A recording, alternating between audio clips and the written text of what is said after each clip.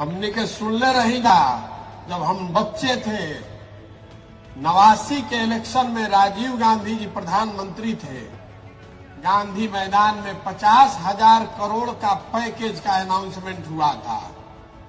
बिहार वहीं का वहीं रह गया। कांग्रेस ने बिहार को छोड़ दिया, लालू जी के हवाले कर दिया।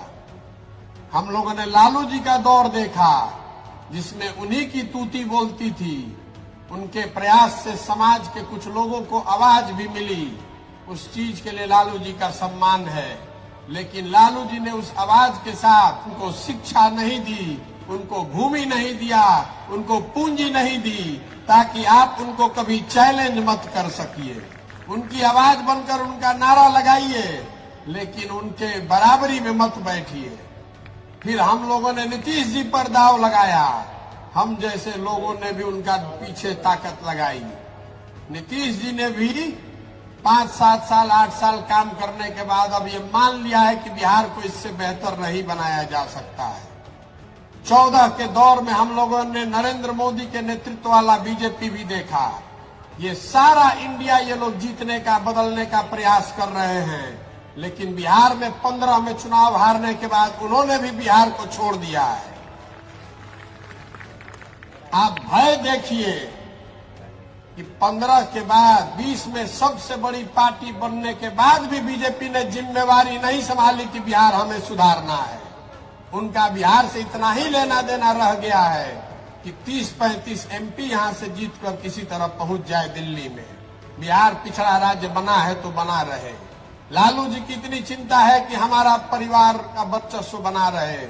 नीतीश जी के बारे में तो कुछ बोलना ही बेकार है।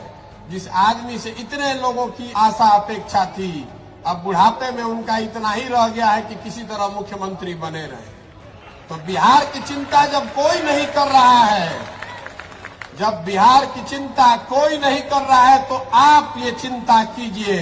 आप में ये ताकत है, बिहार के लोगों में वो ताकत है।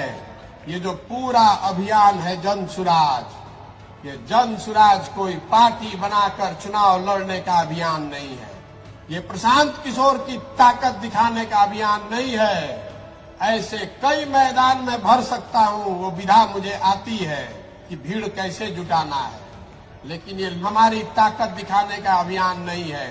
ये जनता को, बिहार के लोगों को उसकी ताकत का एहसास कराने का अभियान है कि आप में वो क्षमता है। पूरा भारत आपको छोड़ दिया। पूरा भारत आपको अनपढ़ और बेवकूफ, बिहारी मतलब बेवकूफ बताता है। आप खड़े होइए तो पूरा भारत का राजनीति का निरिल घुमाकर दिखा देंगे। आप खड़ा होकर दिखाइए। बिहार के लड़के खड़े हो जाएंगे तो देश की राजनीति बिना आपके भागीदारी के चल नहीं सकती। कम से कम सड़क और बिजली के लेके पूरा बिहार में हमने के बुझात रहे कि सड़क बन गई बा, बिजली आ गई बा। सड़क के बारे में आपको बता रहे हैं, 31 दिन से चल रहे हैं पैदल। नेशनल हाईवे, स्टेट हाईवे छोड़ दीजिए तो ग्रामीण सड़क की हालत, जो हालत जंगल राज में थी, वही हालत आज भी है। सब गांव का रोड टूटा है। बिजली के आदमी कहता कि हर गांव में बिजली आ गई बा, तो बिजली आ गई बा तो ओकरा संगे संगे गलत बिल भी आ रहा बा उतने ज्यादा। 2-3 आदमी बल्ब जलावत हन, 6,000, 8,000 ऐसनो आदमी मिलल जो कहता भैया 60-60 हजार के बिल आयल बा। कौनो गांव नहीं के जहाँ 50 को 60 को घर में बिजली के बिल खातिर आदमी केस मुकदमा लोक अदालत में खन दौड़त। कुछ ऐसनो आदमी मिलन कि अपन घर दुआर छोड़ के भाग गए बावन, बिजली के बिल नहीं कन दे पाव। ये तो दशा बा।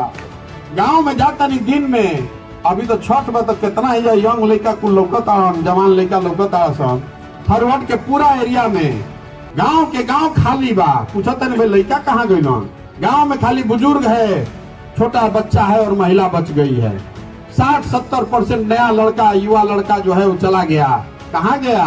सब मजदूर बन गया, सब मजदूरी करने चला गया। रोजगार के तलाश में 10,000, 15,000, 20,000 रुपया के लिए चला गया। कोई केरल गई, कोई तमिलनाडु, कोई गुजरात, कोई पंजाब। इस पूरी व्यवस्था में शिक्षा का बर्बाद हो जाना, ये नीतीश कुमार का सबसे काला अध्याय है 17 साल का। देखिए, अगर रोड नहीं थे का ले जा, अगर कोई बढ़िया सरकार बन जाई तो सड़क आके बना दी।